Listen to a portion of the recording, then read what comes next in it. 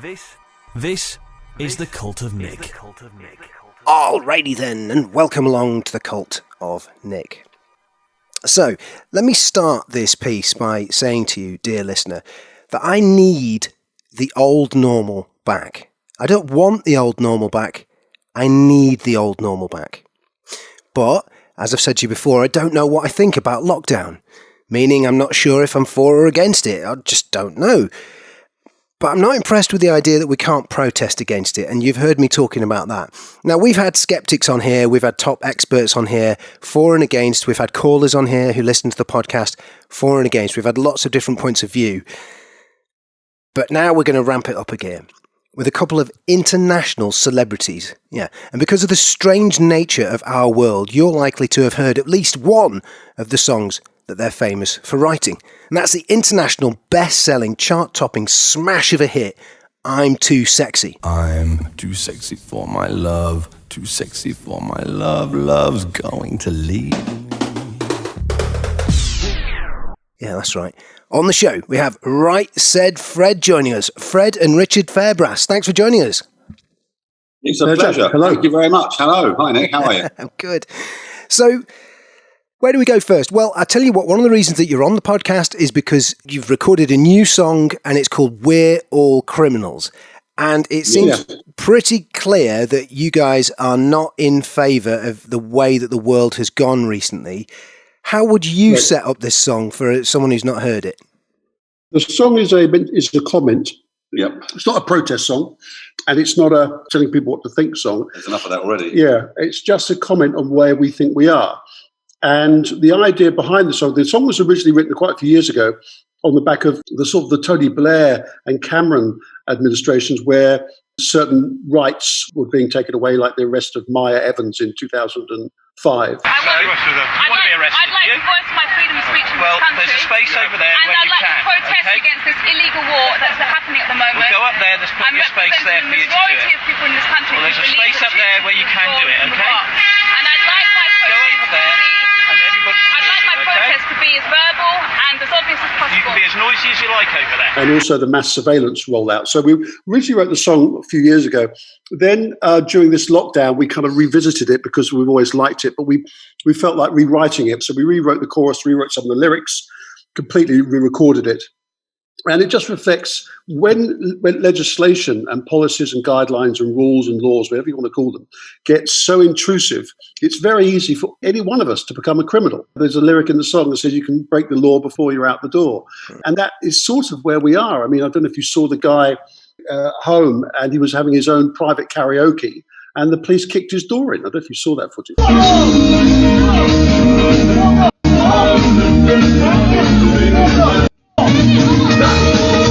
What the fuck? We've been trying to Stop! No! You come to my house, I went for you. I see you on there. Calm down. Just calm down. What the fuck? We've been trying to get in for 20 minutes. I'm on the phone, I'm fucking going live here, dickhead. Right, we'll go off live then because you're getting locked up. That's what it's about. The idea is that we can all become criminals pretty innocently, really, by doing seemingly some pretty innocuous things, like sitting on a park bench. Right, are you going to place me in handcuffs now? No, you're not.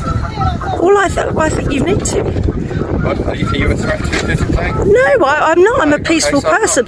I'm sat on this bench by this river, minding my own business. I'm socially distanced. I'm not infecting anyone around me. There is nobody around me. Or growing vegetables in your front lawn, if you're in Michigan. An Oak Park woman goes before a judge. Her crime, growing vegetables in her yard. And getting arrested like poor old Julie Bass. So that's the idea of the song. When I heard this song, it reminded me of the fact that I'd been attracted to your Twitter feed a while ago. And what I thought was interesting about listening to it, We're All Criminals, is how similar the point of view you're expressing seems to be to the point of view that I hold, which is, well, I'll give you the opening lyric. There was a time when you could speak your mind down my street, meaning that at some point we were allowed to speak honestly and say what we thought about the world, and that was okay. It was encouraged, in fact, but now something's gone wrong, and that's vanished from our society. You know, we seem to be in this place where everything's polarised, and just the other day I was mentioning that I didn't vote for Boris Johnson, And someone that said then I must be loony left and anti-Semitic because I must have voted for Corbyn. Well, I didn't vote for him either. But apparently you're not allowed to have that view. You can't be somewhere in the middle. It's not allowed anymore. And now what concerns us is the division. We've got this, are you anti-mask or pro-mask, and anti-lockdown or pro-lockdown? And it's very divisive, and we should better have conversations in the middle.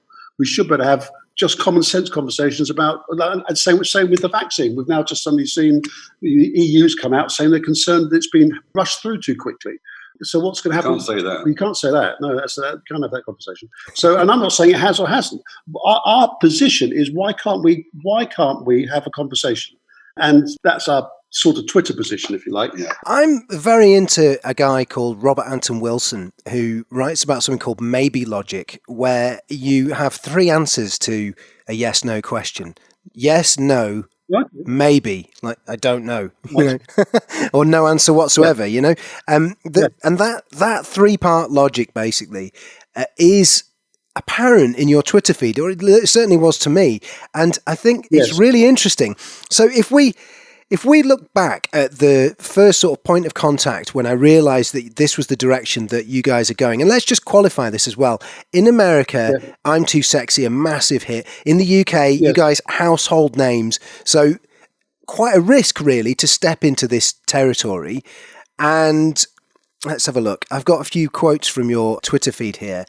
One of them, back in 2013, someone asked you about conspiracies and that kind of stuff, and you say, and I don't know which of you guys it would have been that said it. I do the Twitter, yeah. I did, and then I stopped for a while, then I went back on, yeah. Gotcha. Here's the quote. Anyway, let's just address this, because this sums up what I think is really interesting here. I'm a believer in certain theories, 9/11, JFK, Illuminati. And this is in 2013. It's just a vague response to it. And at that point, that was, I think, well, the interesting thing about 2013, remember, is that we've had a slew of news stories that have come out around about 2012, 2011, that give the suggestion that all is not well in the establishment, and that there is something strange going on behind the scenes, and a lot of it that needs to be exposed. Some very serious stories that came out there. But more recently, the position was clarified. 30th of October, someone asked you, were you a believer in conspiracy theories before the COVID hoax, this person calls it, or did it wake you up? And the answer is, the last straw was 9/11. Not that I have answers, I just feel the answers we're given are incomplete, mischievous by intention, and distractions. Pretty much the same page as me, I think. Yeah, I do feel that. Yeah, that's pretty much what I think. Really, what I find surprising when you question the official narrative on 9/11 as an example, people expect you to have an answer. Well, I don't have an answer. All I know is that why have we got so many holes in the story? Why have we got so many really eminent professionals, in aviation, in the architects and engineers for truth? Why are so many people questioning it? And I feel the same with where we are now with COVID-19. Why are there so many really eminent medics and scientists who don't believe the narrative is right? Mm-hmm. Why have we got that fragmentation? And I think that's important to recognise that. I mean, we had a chat earlier and someone was referring to top scientists. So I said, well, bottom scientists. Exactly. You've got the UK referring to Chris Whitty and Patrick Vallance and Van Tam. But why is their position more qualified than, let's say, Dr. Mike Yeadon or Carl Hennigan or Sunetra Gupta? Why is theirs more valid than the other? That's what I find peculiar. Also, the other thing that always strikes me is when people talk about conspiracy theories, it's always the assumption that it only happens on one side. Exactly, yeah. Governments conspire all the time. So conspiracy theories are not just the preserve of people who dissent. They are everywhere. Mm. The difficulty with the 9/11 one is 9/11 was a conspiracy theory, meaning that the government had a conspiracy theory as to how that had happened, and they used that conspiracy theory in order to wage wars around the world. Mm. And their explanation for what happened involves people conspiring. It's a theory about a conspiracy. And for me, I'm with you. I don't know what happened there. And I wasn't there. I've not got enough information. I've heard some incredible things about what could have happened. But what's more interesting as well is if we step back from that specific incident and take the whole issue on board, What we can see is that now it's accepted that the American government exaggerated and, at points, were seen to encourage, and you could even argue, fake terror attacks. This is something that's been discussed on Channel 4 News recently. Rather surprisingly, the biggest recruiter of terrorists in the States is the FBI, because the FBI have accidentally, it seems, developed a system which works rather well. And the system is they make up a terrorist plot, they find someone to try and carry it out, and they arrest them for doing that. And then get the kudos for having fought the Great War against terrorism. Well, they get all sorts of things, really. I mean, it's quite complicated, but I guess the essential element of our story is that these people are not terrorists, but the government ends up putting them in jail for very long as if they were. Yes, 25, 30 years. It's really shocking and very, very hard to believe. And yet the statistics, once you lay them out, are quite extraordinary. I mean, we're talking about 100 incidents of the FBI doing this, 100 known incidents. More, actually, more. It's more likely 300. But 300 times, the FBI have managed to pin a crime on essentially innocent people who were just part of some casual grouping, who they trained to be terrorists and then arrested and jailed. Yes, if I may take the FBI's side for a second, it sort of works like this. You're freaked out by 9/11. You have to cover yourself because you're implicated in some of the sloppy procedures that led to 9/11. So you talk the threat up. You say there's a sleeper cell in every city, and then you go and find it. Chris Morris has made a film about it. It's going to be part of the historical record, without question, that terrorism was massively exaggerated in order to fund and feed an agenda. And I guess what you're saying is this is the same thing happening now with COVID-19 and all of the things connected to it, that there's an exaggeration going on, perhaps. Also, the other thing that's highly suspicious is the synchronization of all the major states. Yes, that's the weirdest thing. If this was a situation where you had a virus traveling into different countries, but each government was dealing with it in very, very different ways, the conspiracy theory would hold less water, I think. But what keeps it going is the fact that so many countries are running pretty much the same kind of agenda, with the exception, obviously, of Sweden, that nobody wants to talk about. And China, and China, where it's all gone back to normal. Seemingly, yeah. And then you see pictures of these vaccines dated March 1919 or whenever it was. 2019. 2019. sorry, 2019. Although 1919 would be interesting. The problem with the whole thing is that the information is coming from a branch of government and agencies that people have learned not to trust over the years. They've got used to the idea that politicians cover their rear end most of the time. Yeah.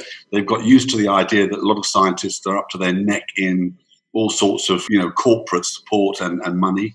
So the problem is trust. The problem is finding evidence of that you can believe in. And I think the COVID-19 thing, what they say today, I've read in the paper just now, is they're suggesting the possibility that masks will still be necessary even if you've had the jab.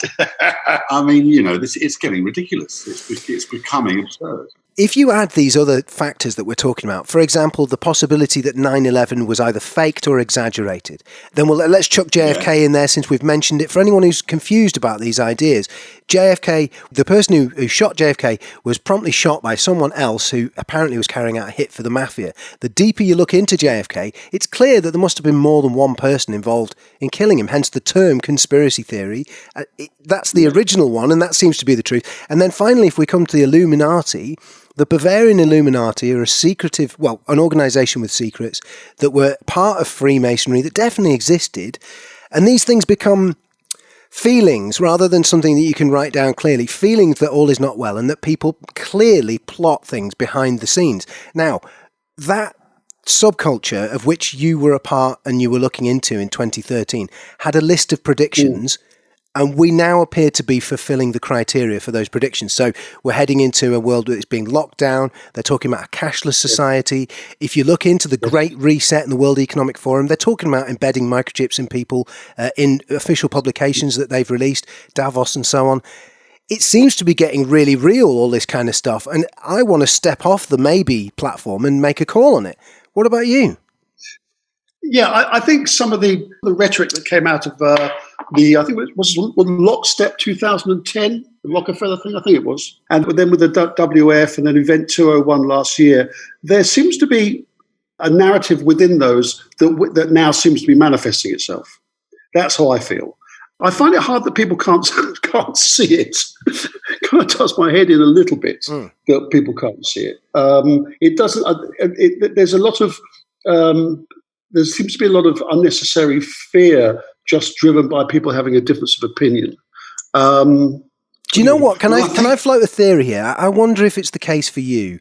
What happened to me is I heard about these theories. I was initially terrified by them, confused by them, and fascinated by them as a fan of science fiction. And then the game changer for me was doing radio shows, national radio shows, where I spoke about it, and the Illuminati did not turn up and kill me. You know, nothing happened. It wasn't... Yes. Do you know what I mean? And I started speaking about it because I wasn't sure about it. And then I realised that actually these are things you can talk about, and there's no immediate harm if you discuss ideas that are odd and interesting and so on. No, exactly. I mean, the bottom line is you should be allowed to talk about anything. I think there's two things. One is the question of freedom of speech and the right to dissent. And that can involve COVID-19. It could involve any kind of quasi-cultural political issue that you want to imagine. That's our primary concern. That's my and ours. Yes, that's our primary concern. Yeah. The issue of the Illuminati and I think the Great Reset is probably true. It was previously called the Fourth Great Industrial Revolution. Yeah. So I think there are some politicians who are buried up to their neck in it, Matt Hancock probably being one. The joy and glee with which the vaccine has been treated in this country makes me suspicious.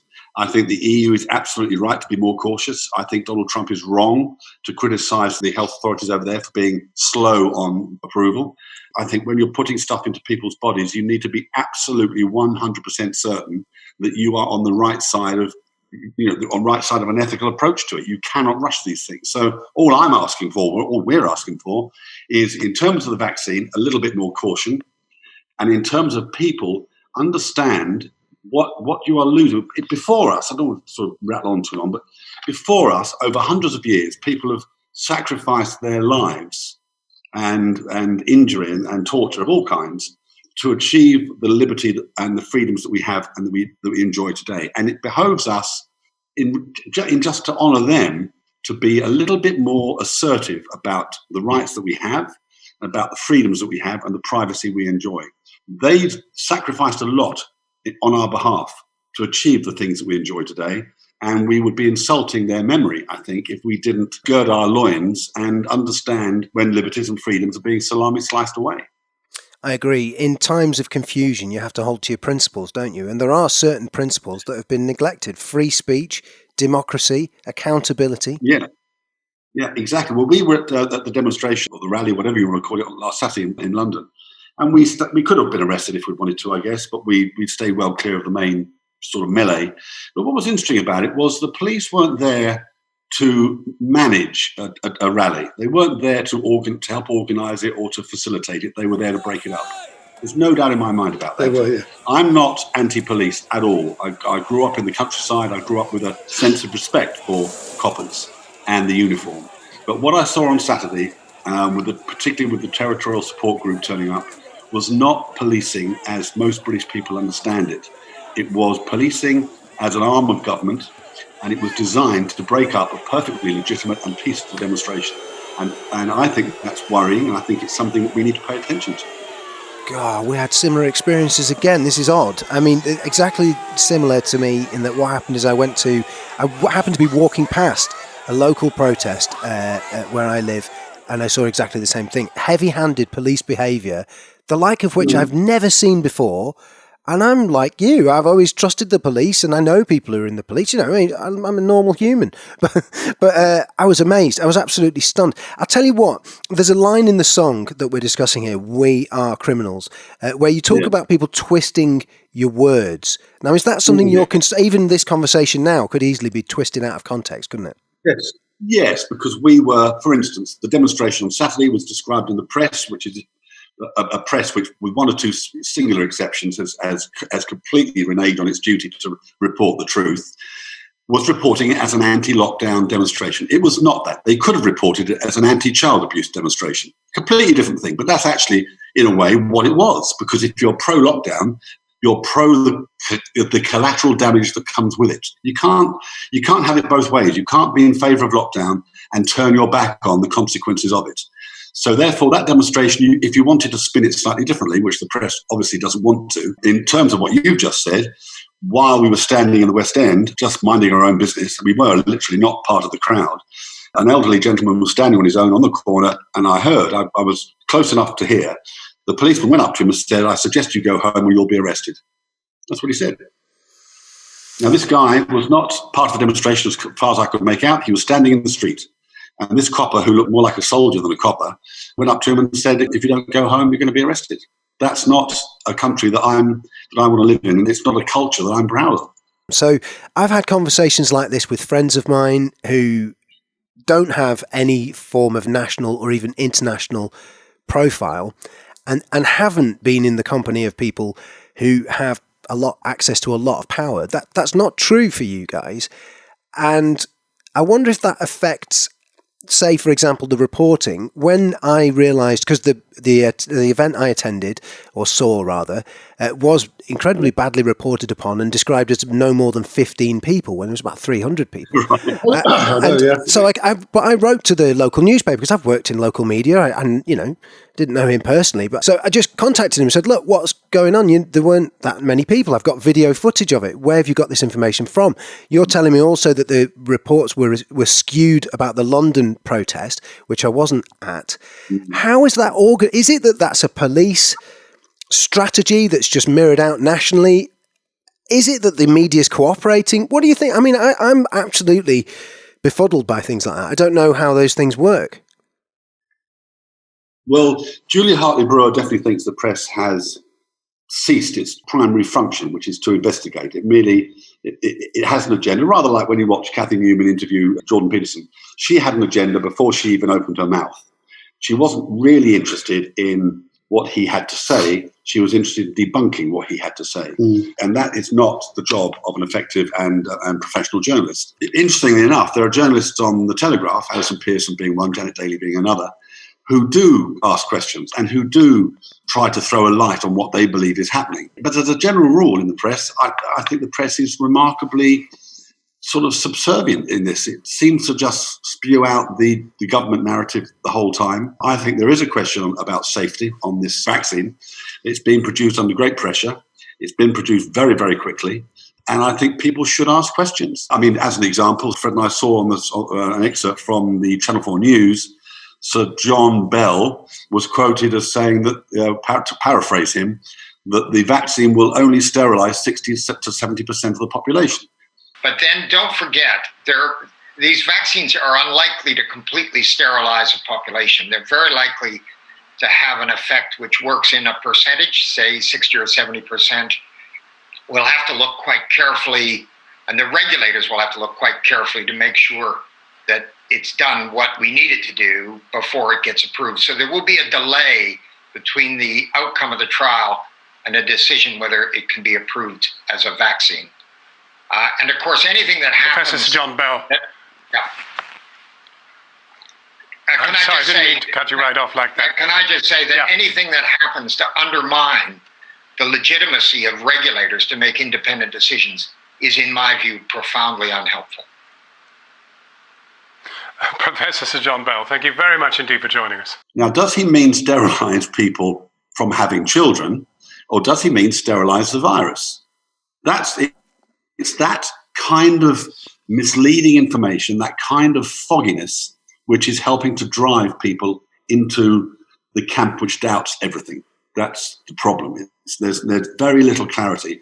But when Sir John Bell said this, you could see in Jon Snow's face. He couldn't believe what he was hearing. It was weird how Jon Snow didn't say, "Can you just clarify that?" Because it was... Well, they cut it off, didn't they? Yeah, it's a very strange clip. And I think some of the language, it's like when people look at the Boris Johnson speech at the UN from last year, and he actually says that technology could be used to keep every citizen around the clock under surveillance. In the digital age, you may keep your secrets from your friends, from your parents, your children, your doctor, even your personal trainer.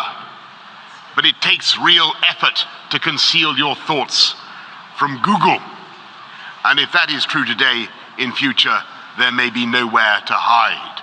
Smart cities will pullulate with sensors, all joined together by the Internet of Things. Bollards communing invisibly with lampposts, so there is always a parking space for your electric car, so that no bin goes unemptied, no street unswept, and the urban environment is as antiseptic as a Zurich pharmacy. But this technology could also be used to keep every citizen under round-the-clock surveillance. A future Alexa will pretend to take orders, but this Alexa will be watching you, clucking her tongue and stamping her foot. In future, voice connectivity will be in every room and almost every object. Your mattress will monitor your nightmares. Your fridge will beep for more cheese. Your front door will sweep wide the moment you approach like some silent butler. Your smart meter will go hustling of its own accord for the cheapest electricity, and every one of them minutely transcribing your every habit in tiny electronic shorthand, stored not in their chips or in their innards, nowhere you can find it, but in some great cloud of data that lowers ever more oppressively over the human race. Now, that's a pretty weird thing to say. Why would you want that? Why do citizens need to be exposed to that? And I think it's like joining the dots, isn't it? When I think over the MP's expenses, over Brexit, over cash for questions, I think last year there was a poll, and it's the people's belief and trust in MPs was at an all-time low. But suddenly now we're taking health advice from them. And every other advice. But it's the interconnectivity of this that's the issue. So when people say to me, as they have, well, you need a jab to go to India for diphtheria, well, maybe you do, but it's not on a chip. It can't be seen by your bank. It can't be seen by your employer. It can't be seen by your loan company. It can't be seen by your local council. The minute you interconnect all this stuff, which is what this is all about, when the most dreadful thing I've ever seen is a picture of Boris Johnson holding up a syringe, and the headline in the Standard was, "A vaccine means freedom." Well, I seem to remember a similar kind of thing, and it said, "Work makes you free," and we all know where that was. So I think you've got to be better. Freedom is not something that we are given. It's something that we have, and we don't need governments to give us permission to have it. I was born with it. We were born with it. And what we're getting into is if you do this and you behave yourselves, then you can have Christmas. If you do this and behave yourselves, then you won't be locked down again in the new year. If you do this and behave yourselves and you want to get back to a sort of normal life, just have this injection. It won't be. It's no trouble. Don't worry yourself. It's a very paternalistic and very dangerous place, I think. And there's an MP, Mr. Swain, who is absolutely right to point to this and to acknowledge the fact that that people need to understand that it's the interconnectivity of this that's the big issue. I don't have a problem with people having the jab, but I do have a problem with it being logged by government and it being on a pass and it being subject to you travelling. Qantas have already said they won't accept bookings from people without the pass. It's dangerous stuff, very, very dangerous stuff. We were talking to somebody yesterday who was talking to Ian Anderson, and he was apparently, apart from him, who obviously he couldn't play the flute with a mask on, he wants everybody in. I think I got the impression it was certainly everybody in the band and everybody in the audience. Maybe I couldn't quite figure that out. To wear masks. I mean, it's a kind of insanity. And also, I think culturally, we need to be aware of the degree to which it separates one person from another. You can no longer see their face. You can no longer exchange a smile. You can no longer fully understand what somebody is saying to you. This separation of people is not good. I'm not saying I'm anti-mask, because I'm actually not. I think if you want to wear a mask, you should wear it, providing you know why you're doing it. But we do need to understand what it actually can do to us as people. We've been communicating with each other for thousands of years by using our faces. And suddenly we're only using half of it, and that's not a small cultural shift. No, it's huge. And that's one of the things I think that knocks me back into the world of conspiracy and planning and so on. I mean, let's just flesh out some of this for people who are not aware. The World Economic Forum, they're the people who organise Davos, which surely people have heard of. They have a plan, which, like you say, they've been touting around for a while, referred to as the Fourth Industrial Revolution, the Great Reset. Now, I was talking to a guest recently, a barrister, and I said to her, do you think all this stuff is planned or not? She said, never attribute to malice what can be explained by stupidity. However, I've started to think those two things are not mutually exclusive, and that perhaps we have a combination of both problems. We have stupidity on the one hand, and then people plotting and planning on the other hand. Now, whether or not they're, to argue they're responsible for the crisis is a jump for me, but it does seem clear that the World Economic Forum have a plan of some sort, and that people are not interested in finding out what that is. I find that strange. I mean, have you guys read The Great Reset or The Fourth Industrial Revolution by Klaus Schwab? I bought the book. What I decided to do, I opened the book and I thought, I don't want this information inside my head. It's, to be honest with you. So I've got it downstairs. And so what I did then is I went on a few different websites and had other people listen to other people's view on it. When I was looking at all the print, I thought, this is just... I'm surrounded by this stuff all day long. In terms of what's going outside, there's this quite a negative force field, seemingly. I feel there is anyway. And I thought, do I want to sit in bed and have this in my bedroom as well? So I decided not to read the book. So then I went on various websites like the Corbett Report and other stuff like that, and listened to their take on it. And I have read bits of their. I watched the conference they had earlier in the year with Prince Charles. It was a Zoom conference, and Prince Charles was on, and Klaus Schwab, obviously. And I've watched some of his speeches, so I am aware of their intent. But I wouldn't say I'm an expert, and I haven't read the whole book. That would be a lie. But I'm very aware of them, and they, when you watch their promo videos of what they think 2030 should look like, no private property, you'll be happy you won't own anything. That's a pretty weird position to come from, isn't it? Yeah, it's certainly, when you start getting into the detail of it, there's a lot to be worried about. I mean, for listeners to the podcast, I'll just say, Fourth Industrial Revolution, get to page 22, microchips, they dust that off pretty quickly. And the argument goes, well, we put microchips in products, why can't we put them in people? End of that conversation. And then it moves on to the more worrying stuff about genetic editing, which is another thing that they've got in store for us. They discuss transhumanism. Yeah, they do, don't they? Yeah. Entirely redefining what it might mean to be human once they've waived a few regulations here and there. I wonder, right? So you've looked into these things. I thought this recently when I was reading The Great Reset. This might confuse you, actually, this thought, but I'm just being absolutely honest. Obviously, we're in a mess in this country, and we appear to have run out of money, and that's one of the premises of the Fourth Industrial Revolution. That in 2008, after the banking collapse, we're not getting any money back, and economic recovery is unlikely. I'm reading The Great Reset, and I thought to myself, is the part of me that wishes this were true, that wishes that someone actually did have a plan that they could put into action? Yeah, I agree. Yeah, I totally agree. It's interesting. This is about 4 or 5 years ago, we had a bit of a falling out with an agent we were working with. And he actually said to me, he says, sometimes you just got to press the reset button. He said, let's do that. Think about what each of us want, and then we'll have a chat again in a week's time. And I don't have a problem with resets as much as sometimes you need to. We've done it with the band when things were just going. Yeah, it's like a reboot. And the principle of that, I don't mind. But it's got to be consensual.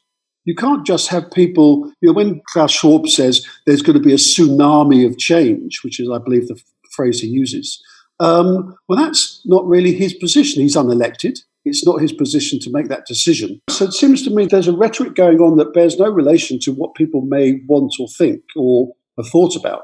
And if this was a discussion as opposed to seemingly governments getting on board, I wouldn't have a problem with it, because I think having open and frank discussions, there's nothing wrong with that. But what seems to be happening is it's being railroaded on the back of the pandemic or scamdemic or whatever you want to call it, on the back of the virus. It seems to be, it's got a Trojan horse aspect to it, whether that's true or not. And I agree with you that what feels weird is that someone having a plan, that doesn't sound like a bad idea to me, but they've also seemed to have picked some monumentally incompetent people to roll that plan out. And I just don't think Boris Johnson, talking about the UK, Boris Johnson and Matt Hancock are particularly skilled or competent people. I think there are those people in Parliament somewhere, but they're not on the front bench at the moment. Well, maybe Rishi Sunak is competent, I don't know. But certainly Hancock and Johnson just look like rabbits in the car headlights to me. They look panicked. They look harassed.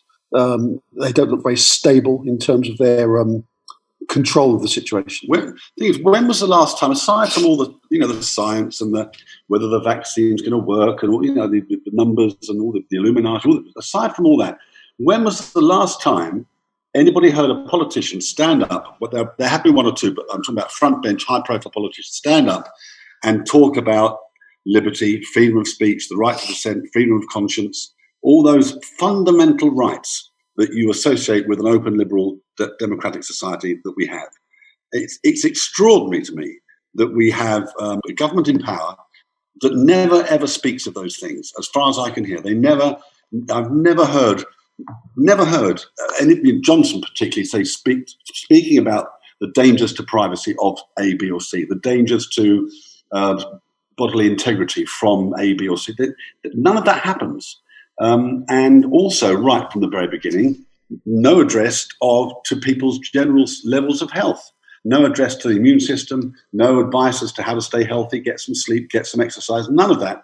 It was all fines, it was all the police, it was all coercion, right from the beginning. It's taken 10 months for them or 9 months for them to actually agree that vitamin D helps. Yeah, I mean, it's, come on. Yes, in a way, you don't need to read anything to know that something is wrong. You just have to walk up your high street and see people in masks, shops closed forever, the inability to walk into a shop and browse without being told to put a face mask on. The evidence of your world changing and not changing for the best is right in front of your nose, and you don't need to actually read anything to know that that's the case.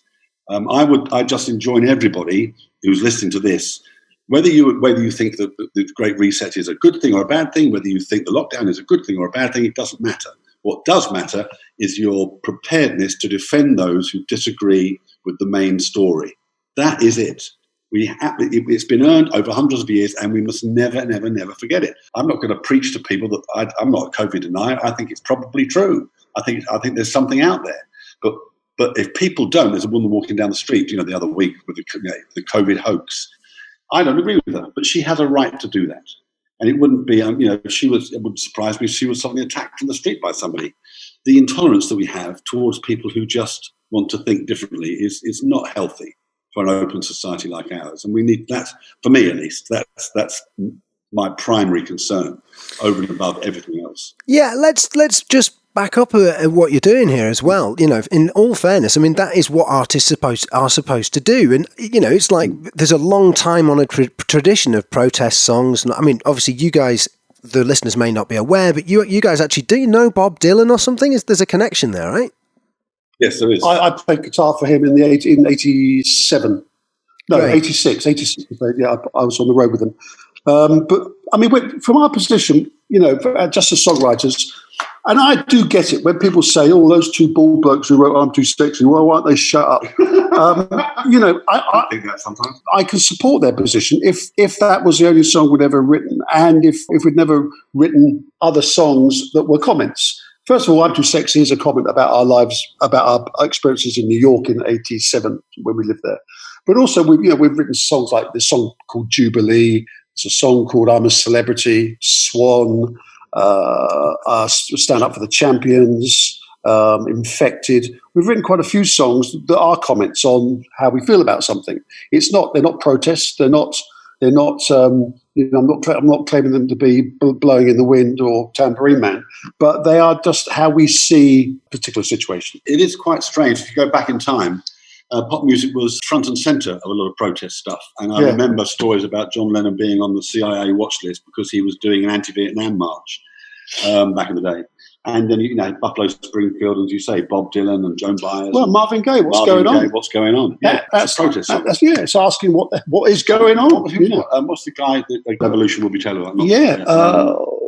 Gil Scott Heron. Yeah. So the pop music and popular culture has an important role to play in expressing dissent and expressing concern. It's not unusual. And what is unusual these days is the silence of pop in many areas. Now, there are one or two people. There's Margerrison, Robbie Williams, Ian Brown have made statements about how they feel about the way things are right now, and they're perfectly entitled to do that. They shouldn't be open to ridicule or insults or anything else. It's democracy. You're allowed to say that. Also from another position, another position is that if there's an artist who thinks the government are right on track, they're doing everything right, masks, they believe that masks should be worn, they believe in lockdown, they should be able to write a song about that as well. Absolutely. That's the idea of free speech. I mean, I would disagree with them completely, but obviously they're allowed to be. The problem we've got into is that if people who sort of dissent from the main story are open, and it happened in Brexit a lot. People who voted Brexit were sort of racists, they were jingoists, they were gammons, they were stupid, they were blah, blah, blah. It just went on forever. And the people who voted Remain were cool, sophisticated, elite. It was ridiculous. And there was always a middle path.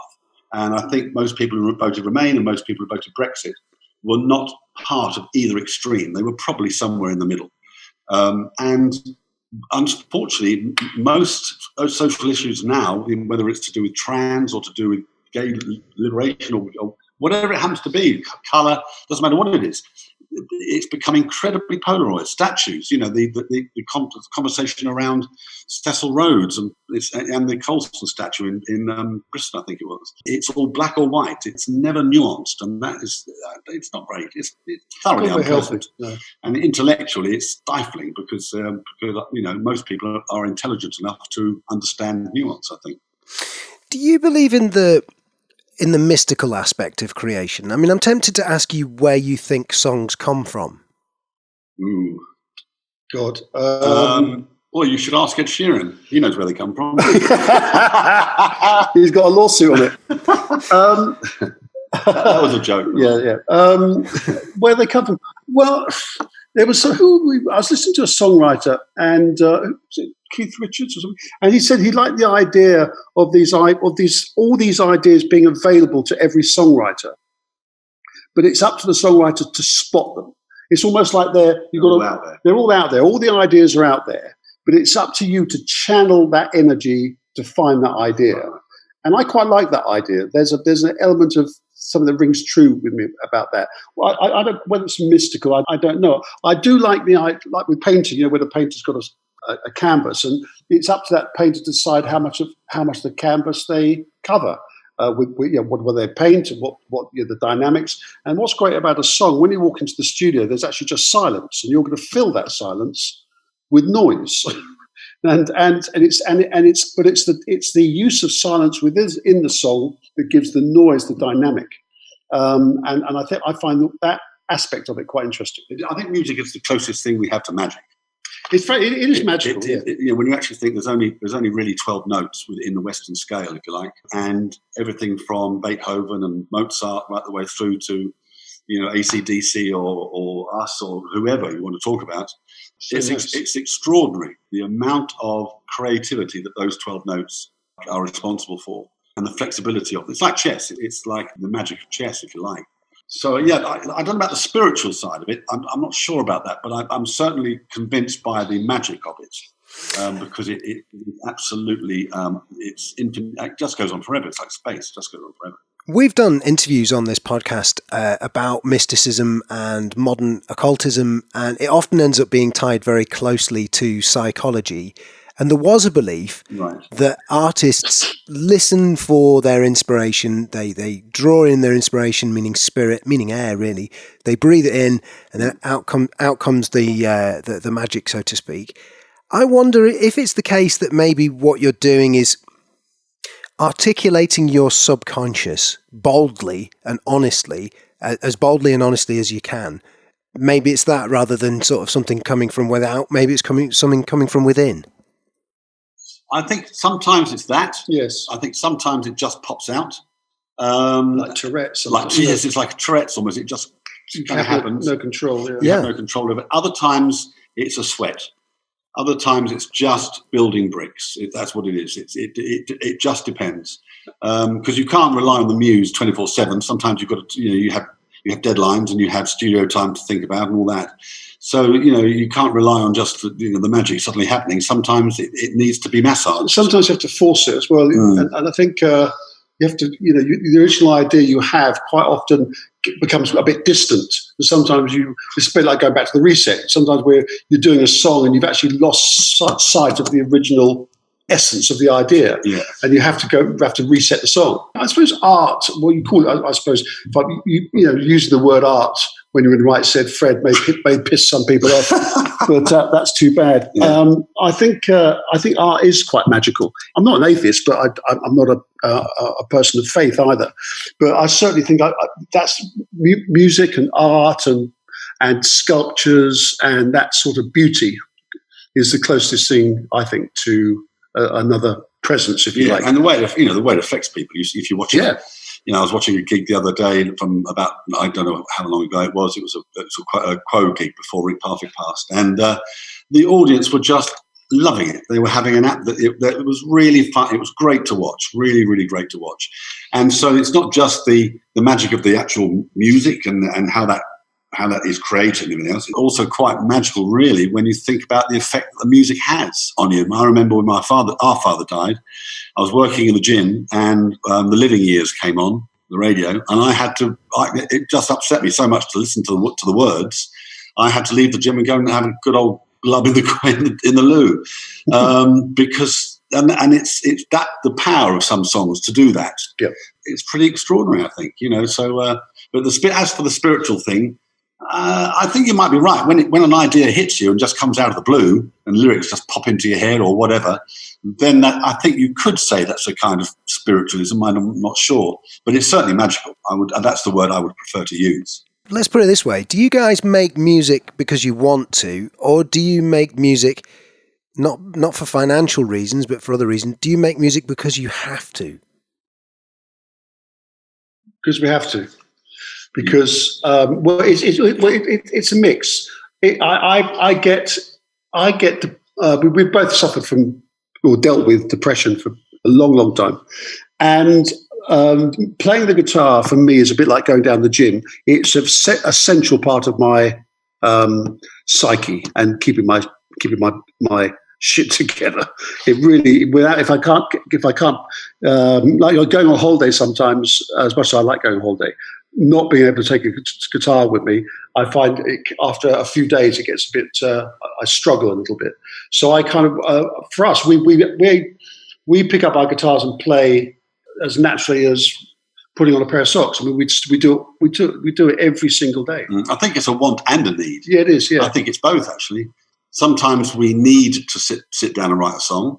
And that need might be driven because we are emotionally needful or because we have the studio the next day and we've got to get it ready. And sometimes we just simply want to. We just are in the mood to. So it depends. I think both those words are applicable to what drives us. Yeah. Mm. And then I wonder, as regards these other people who have released songs about lockdown, one of the ones that I'm very aware of is Ian Brown. And he's recorded a song called Little Seeds. Have you heard that? And have you got any comment on that? Yeah, I have heard it. It's just, I think good for him for doing it. It's not my cup of tea at all. It's the one with the really distorted guitar, isn't it, that one? Yeah, not really my cup of tea, but I admire him for putting down what he thinks into a song. Yeah, absolutely. Yeah, exactly. And I would think fans of his would like that. I think it's very much in his pocket. Yeah. Well, what about fans of yours then? How are they going to react to this? Because this seems like quite a strong stance, even though, like you say, you're just defending the right of people being able to protest and you're not taking a clear view on lockdown. It seems pretty strong, this, and the video for it as well. Yes, what I would say to them is that we're on your side, actually. We are not asking you to think anything else other than to think for yourself. That's all we're saying. And to value the fact that your neighbour might disagree with you and not to see that as a problem. Yeah, that's all it is. I noticed Ian Brown had some flack, didn't he, from one of the other members of the Stone Roses online. And I think that will happen. We will have some people who only want us to be deeply dippy or I'm too sexy, and that's just how that is. But that said, I think people who've bought the albums will get the track completely, because this is not a departure for us based on some of the stuff we've done on albums. No, and this is it's a very big moment. What's going on in the West? Oh, it's pivotal. It's a pivotal moment, and it is in some respects. When we were in Trafalgar Square or in the West End the other Saturday, it was the evidence of the state being on the street and not embracing the fact that people disagreed with them, but actually having a problem with it. It's a major thing. I don't think any of us should be deluded into thinking that this is just a blip. I don't think it is a blip at all. No, it reminded us a little bit when we were in Moscow, when we got attacked, got beaten up by some neo-Nazis, and the police presence in Moscow on that day reminded us. It was not dissimilar to what we saw on Saturday. It was extraordinary and had a military overtones to it. Well, the territorial support group who were there in big numbers, they are allowed to carry weapons that the regular police are not. That's right. Yeah. Once you see the territorial support group there, you know that trouble is expected. Well, hang on. Is not. What is this? You got attacked in Moscow. Can you tell me that? I don't know this story. What happened? Yeah, we got. Oh, okay. Yeah. Okay, yeah, we were doing a show, a private gig. This is going back away now. It's 2007, maybe 2008. I can't quite, something like that. And we were in Moscow on a Saturday. We did the gig. Next day was a beautiful day, and the promoter said there's a march, like an event, sort of a pro civil liberties thing. Do you want to go? Some bands are playing. We said, okay, fine. And we weren't flying until that evening. So we said, okay, let's go and wander down there. What we were sort of, I don't think they lied to us. They just got the whole thing wrong. What it was an anti-gay sort of, what's the word? Right of centre, right wing march. The civil liberties aspect of it had been denied a license by the mayor, which we only found out weeks later.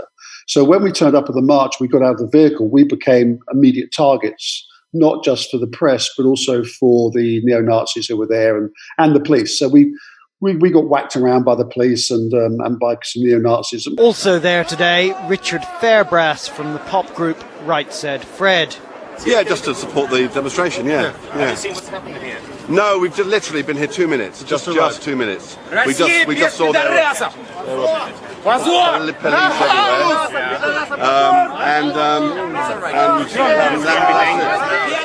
He too was assaulted. His attacker then explained his thinking. I want to say one thing. Death to because I'm an Orthodox believer, and it is the Orthodox position. He too was then bundled away by police. Meanwhile, Richard Fairbrass, face bloodied, appeared to get away without being arrested.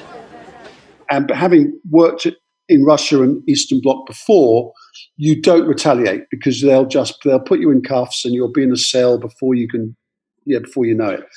Yeah, there is no sort of nuance there at all. So we knew what we had to do, and we ran. We just legged it, and we got chased. We got chased for quite a while by a whole group of people, and at which point we got the tour managers and the promoter caught up with us, and they had phoned ahead to a restaurant that was closed, but they let us sneak in the back, and that's where we took shelter. And interestingly, we also the promoter we gave him some money, and he went and paid some coppers who were standing having a coffee. And we said, when these guys turn up, can you whack them? And they did. They beat the crap out of these neo-Nazi guys, basically because we paid them. So the whole thing, it was all on CNN, not CNN? CNN, yeah, it was on CNN and us getting a beating. And what was weird is that the response we had from a lot of the media in the UK was basically good. It wasn't a case of shameful behaviour.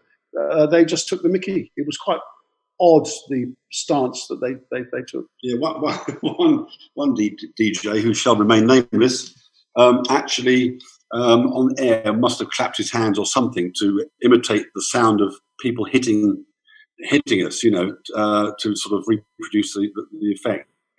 And he seemed to quite enjoy it. There wasn't much overt sympathy for it. No, there wasn't, no.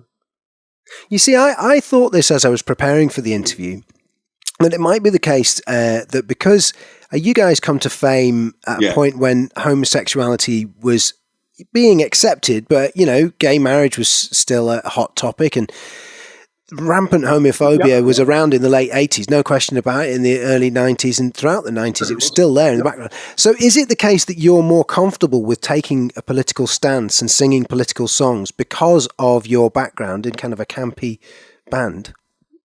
Not really. We're not terribly. We're quite political personally, and we talk about it a lot. But this is the first time we've been overtly. We don't regard this as political, because political implies party political, and it's not. It's cultural. It's a cultural comment rather than a political comment, and it's a comment on where this country is right now.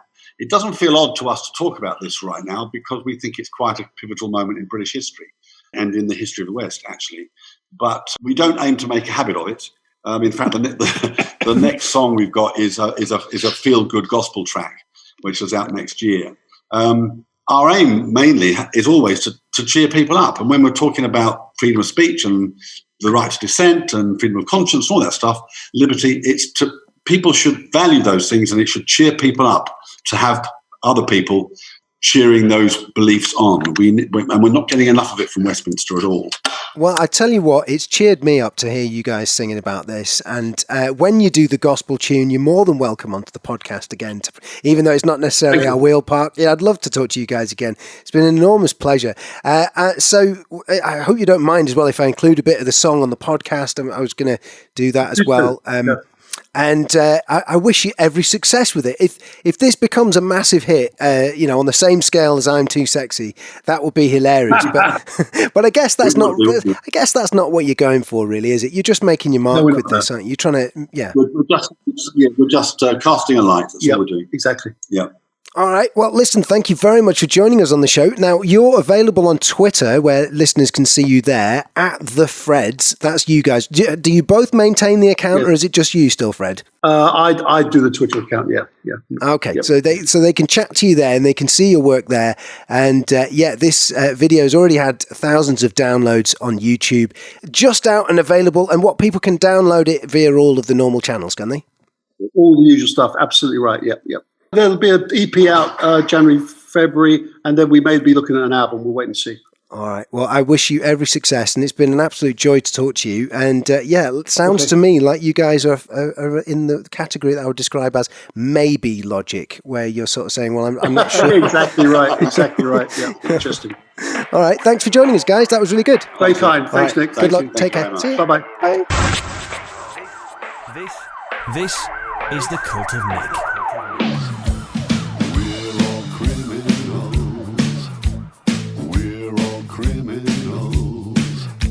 There was a time when you could speak your mind down my street. Now that's all gone, 'cause there's something wrong down my street. It's all signs and parking fines and cameras in your face. I don't recognize this place. Oh, it's a bloody disgrace.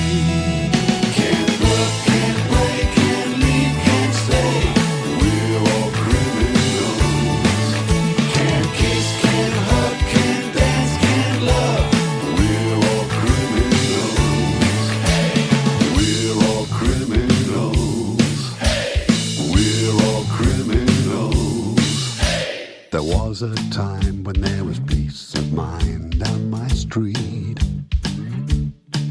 Now you can break the law before you're out the door down my street. It's all a sham, they don't give a damn. They'll twist the words we talk, and then you'll find yourself in court if they don't like your sword.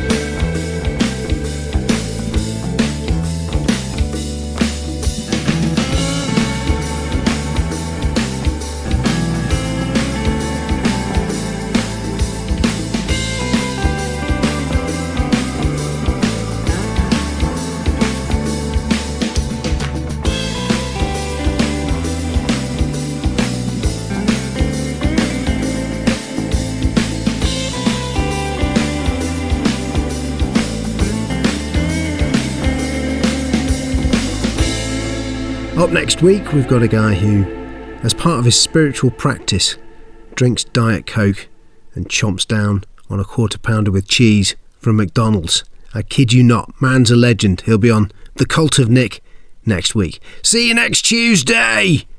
Don't forget to subscribe and do the other things. Facebook page as well. I've got a YouTube channel now. Hardly anyone seems to watch it, but go and have a look.